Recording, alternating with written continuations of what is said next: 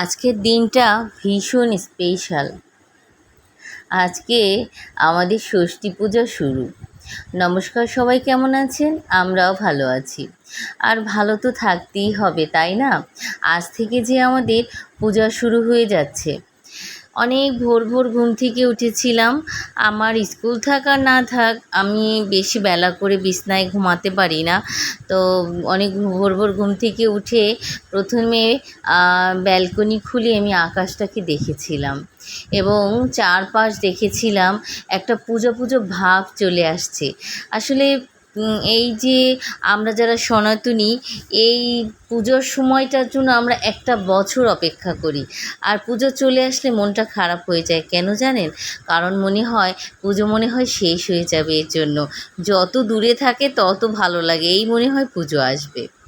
তো সকালবেলা উঠেই আগে একটু ভাত বসিয়ে নিলাম। ভাতটা আমি খাবো, মেয়ে আজকে ভাত খেতে চাচ্ছে না, বলছে মা ভাত খাবো না, বাট আমি একটু ভাত খাবো। আর গতকাল রাতে আমাদের বাসায় চিকেন হয়েছিল, তো অনেকখানি চিকেন রয়ে গেছে, আমি খাইনি।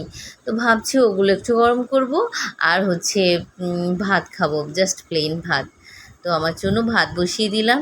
এই যে আমি আর মেয়ের আমার কতটুকু পাতিল লাগে দেখেন, একদম রান্নাবাটি খেলার মতো অবস্থা।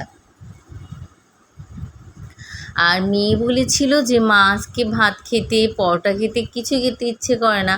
তো ঠিক আছে, ওকে একটু সুজি, চালের গুঁড়ো আর আটা দিয়ে একটা গোলা রুটি করে দিলাম কয়েকটা।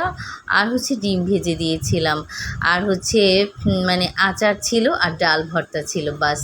আমার মেয়ে তো এতেই বেশ খুশি, কারণ ও যেটা খেতে পছন্দ করে আমি সবসময় চেষ্টা করি ওর জন্য তা করতে। ও একটু ডিম পোস্টটা ভালো খায়, এবং ডিম পোস্টের কুসুমটা হতে হবে শক্ত, নরম হলে সে খায় না। হ্যাঁ, তো শেষ মার্কেটিংয়ে গিয়েছিলাম, শেষবারের কেনাকাটা। টুকিটাকি কিছু কেনাকাটা ছিল, তো মেয়ে আর আমি কেনাকাটা করতে গিয়েছিলাম। আর কেনাকাটা শেষ করে পাশে আমাদের কালী মন্দির, তো ওখান থেকেই একটু ঘুরে মাকে দর্শন করে বাসায় যাব। কারণ পুজো দেখতে তো অবশ্যই বের হব, কিন্তু এই যে এখন একটা পুজো দেখার মজাটা অন্যরকম, তাই না? এখন পর্যন্ত সব জায়গায় ডেকোরেশন চলছে, ডেকোরেশন কমপ্লিট হয়নি। তো আমি আর মেয়ে বললো যে মা চলো কালী মন্দিরের সামনে থেকেই আমরা বাসায় যাই। তো এখানে অনেক লোকজন দর্শন করতে এসছেন, কারণ সবারই এই টুকটাক কাজের জন্য বের হয়, তারপরে ঠাকুর দর্শন করে বাসায় যায়।